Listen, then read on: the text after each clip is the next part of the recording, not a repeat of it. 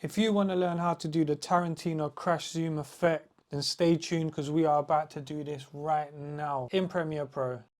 First thing you're going to do is upload your clip. This is the clip I'm going to be using, as you can see.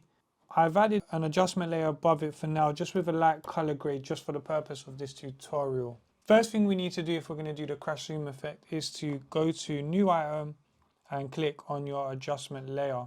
Press OK. I'm going to drag that on top of the clip. Make sure your clip's selected, and we're going to go to the effects panel and we're going to type transform. I'm going to drag that straight onto your adjustment layer. Now, first thing you want to do if you want to start this effect is to find the point where you want to start the crash zoom effect, and this is the point where I want to start the crash zoom effect. What I'm going to do next is press the stopwatch for position and scale, which has added a keyframe. I'm then going to move around, let's just say 6 frames forward. 1, 2, 3, 4, 5, 6. And then I'm going to do a crazy jump in scale. So I'm going to probably go around, let's say 450. And then what I'm going to do is I'm going to position my clip to where I want it to be. Now, as you can see, as my stopwatch is on, it automatically, whenever I move position or scale, it sets another keyframe. As you can see, it started doing the crash zoom.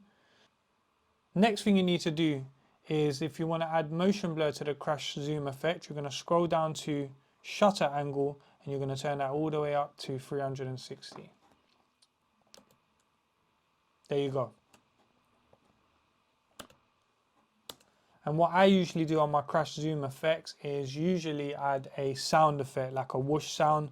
So I'm just going to drag this whoosh sound as well, and I'm just going to place it there. And then there you go. That's your crash zoom effect. If you like what you saw, please like, comment and subscribe, and I'll see you on the next tutorial. Have a blessed day, my people.